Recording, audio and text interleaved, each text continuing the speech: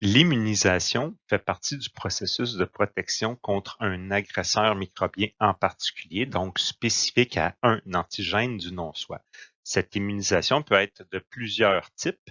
Il y a deux grandes catégories, les immunisations qu'on dit naturelles, donc sans intervention médicale, et les immunisations artificielles, qui sous-entendent donc une intervention médicale.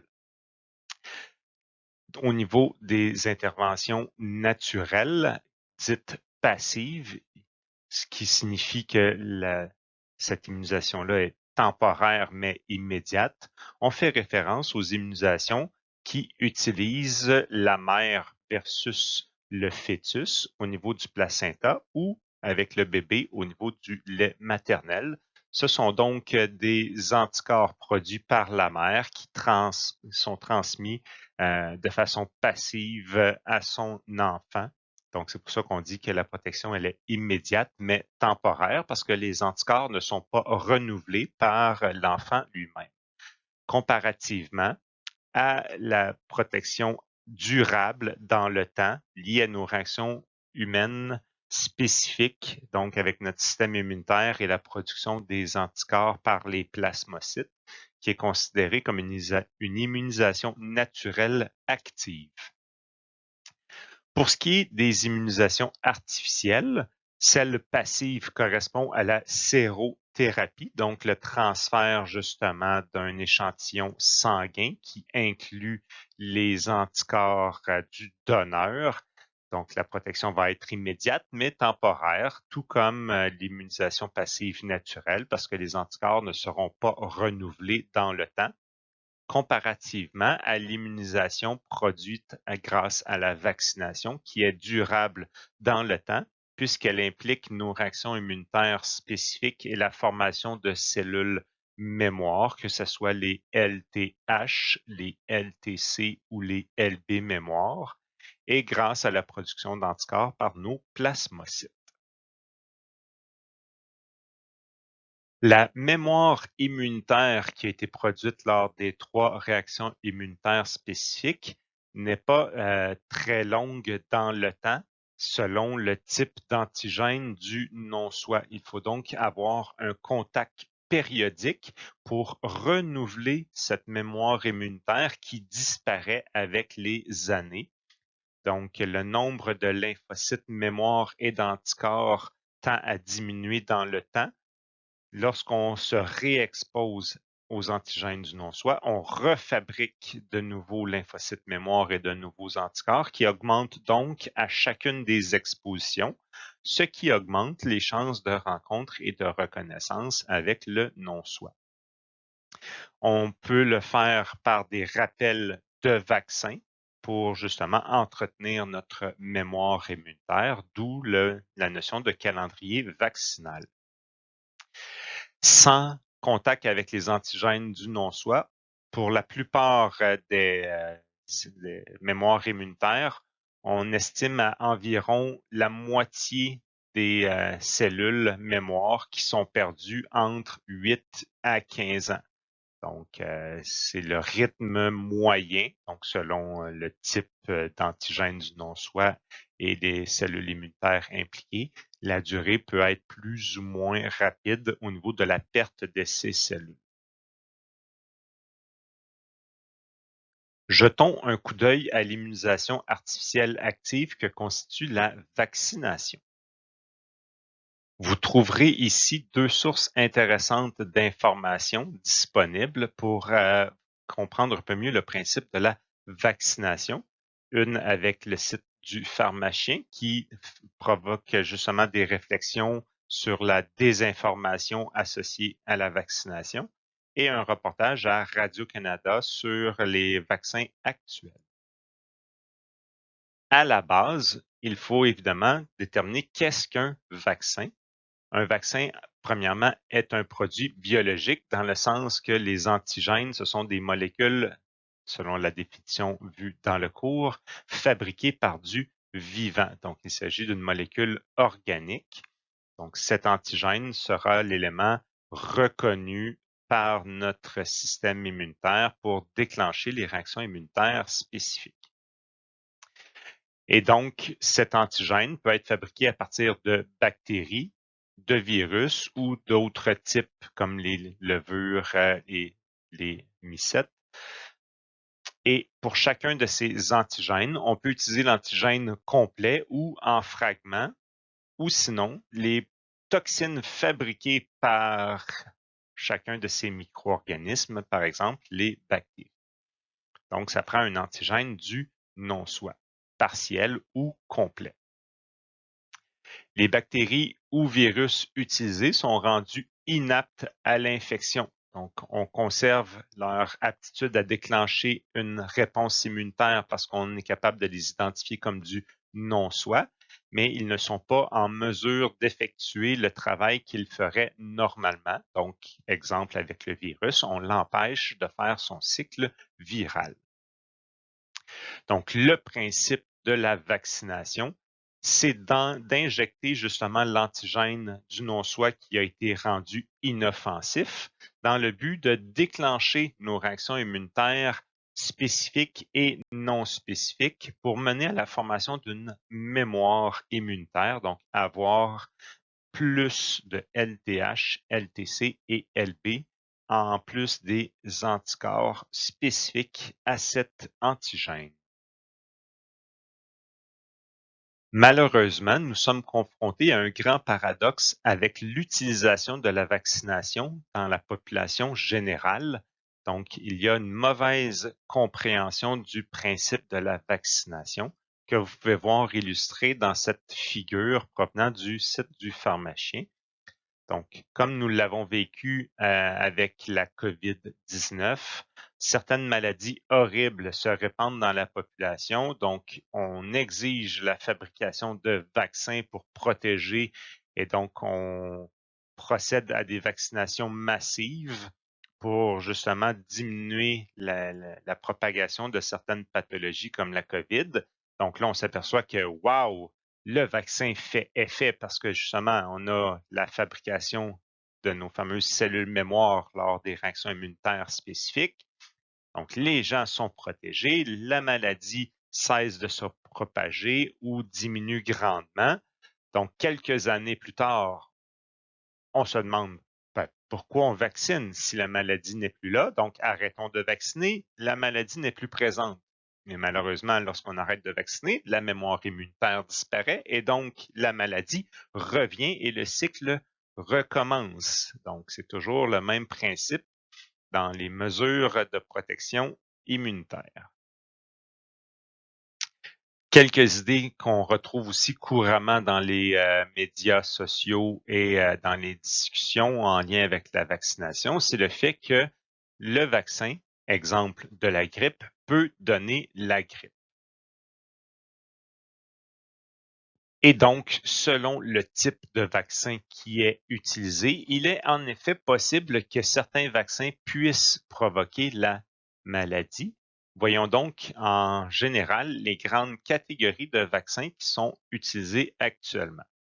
La première catégorie qui vous est présentée ici, le vaccin qu'on dit vivant atténué. Donc, c'est le vaccin qui inclut donc un antigène du non-soi qui vont déclencher les réactions immunitaires spécifiques, comme ici l'exemple pour la rougeole, rubéole et oreillon. Donc, on utilise un vaccin atténué. Donc, on a modifié génétiquement le virus pour justement qu'il ne soit pas assez fort pour donner la maladie, mais pour suffisant pour déclencher les réactions immunitaires efficaces.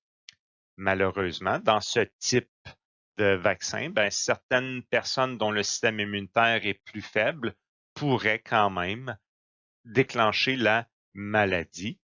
Donc, c'est pour ça qu'on essaie de réduire ce type de vaccin au minimum, étant donné qu'on sait que certaines personnes peuvent être malades. Un deuxième type de vaccin, c'est le vaccin qu'on dit inactivé, dans lequel justement on a enlevé sa capacité à effectuer son cycle viral. L'exemple présenté ici, le vaccin de la polio et aussi certains vaccins contre la grippe. Donc, à chaque année, selon les formulations de vaccins produites, donc on essaie d'utiliser ce type-là. ce qui fait qu'il n'est pas possible justement de développer la pathologie puisqu'on a inactivé le virus à proprement parler. Un troisième type de vaccin, celui dans lequel on a découpé le vaccin en sous-unités. Donc, le virus, justement, n'est plus entier, comme l'exemple donné ici de la diphtérie et du tétanos. Donc, on ne donne que des fragments du virus ou de ses toxines, donc suffisamment pour que ce soit reconnu comme un antigène du non-soi, mais pas suffisant pour qu'il puisse faire ses fonctions d'origine. Le quatrième type de vaccin est le vaccin à ARN, celui utilisé dans le cas justement de la COVID-19, qui était annoncé comme un nouveau type de vaccin, mais qui n'est pas vraiment nouveau puisque cette technologie a plus de 20 ans, mais dans lequel justement on utilise le code génétique sous forme d'ARN qui vont servir à produire la protéine du virus. Donc, on injecte le code génétique. Ce code génétique-là va faire que nos cellules infectées à la suite de la vaccination, nos cellules infectées vont se mettre à produire la protéine du virus. Et donc, cette protéine-là va servir justement à déclencher nos réactions immunitaires spécifiques. Donc, on n'a pas eu besoin du virus à proprement parler. On a juste extrait du matériel génétique une section pour produire une protéine. Donc, comme il n'y a pas tout le matériel génétique, le cycle viral ne peut pas se faire au complet. On ne fait que faire produire une seule protéine. Donc, habituellement, une protéine comme celle des spicules pour la COVID-19 qui permet de reconnaître justement efficacement avec notre immunité spécifique le virus quand il va se présenter plus tard lors d'une infection. Donc, on voit qu'en conclusion, il y a juste le premier type, le virus qu'on dit avec utilisant une version atténuée. Donc, seul ce type de vaccin-là peut, en théorie, causer la maladie. Donc, on ne le donne pas justement aux gens dont le système immunitaire est problématique, que ce soit des gens atteints du VIH ou à la suite d'une greffe qu'ils subissent une immunosuppression. Donc, même là, même chez ces gens-là, donc les risques seraient extrêmement faibles. Pour les autres types de vaccins, c'est impossible. Donc, l'exemple de la COVID-19, c'est impossible d'attraper la COVID-19 par la vaccination contre la COVID. Mais les gens qui ont eu la COVID immédiatement après avoir été vaccinés, c'est fort probablement justement que l'infection était déjà présente. N'oublions pas que le temps que le cycle viral se fasse, ça peut prendre de 7 à 14 jours. Donc, c'est possible que quelqu'un qui fait les symptômes de la COVID a tout simplement été infecté avant son vaccin ou dans les jours suivant sa vaccination.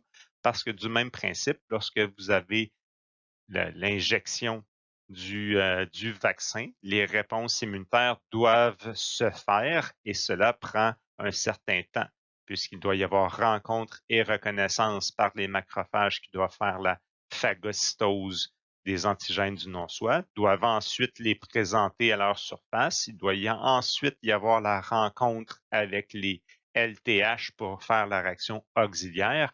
Et ensuite, on pourra avoir l'activation de la réaction cytotoxique et de la réaction humorale, qui prend aussi du temps pour reproduire les cellules lors de la phase d'amplification pour qu'ensuite il y ait la production des anticorps. Donc, tout ce processus prend environ 2 semaines à se faire. Donc, la vaccination ne fait pas effet immédiatement après l'injection de l'antigène du non-soi. Autre idée courante qui se propage dans les médias, le fait que les vaccins peuvent causer des maladies comme l'autisme. Alors, il y a une multitude d'études scientifiques justement pour associer des risques des vaccins à certaines pathologies. Donc, selon les données scientifiques actuelles, les vaccins provoquent des douleurs en enflure au site d'injection, ce qui correspond donc aux signes et symptômes de l'inflammation, parce que au site d'injection, on a créé donc des lésions. Alors, c'est tout à fait normal. De la fièvre, qui est tout à fait normale aussi, parce qu'à la suite de la rencontre et de la reconnaissance de l'antigène du non-soi par nos macrophages, en plus de libérer le TNF-alpha, libèrent de l'interleukine 1. Donc, si le vaccin est très efficace et engendre beaucoup de phagocytose, il y aura donc beaucoup de production d'interleukine 1. C'est donc tout à fait normal qu'après un vaccin, il y ait présence de fièvre. Donc, la fatigue et les maux de tête sont également associés à ces fameuses défenses immunitaires qui ont été déclenchées par l'injection de l'antigène du non-soi. Ensuite de ça, on remarque des symptômes des fois qui peuvent être associés à la grippe. Donc, c'est sûr que les symptômes que l'on remarque souvent au niveau de la grippe, ce sont des symptômes qui sont souvent non spécifiques, donc qui peuvent être associés à n'importe quelle autre réaction immunitaire aussi.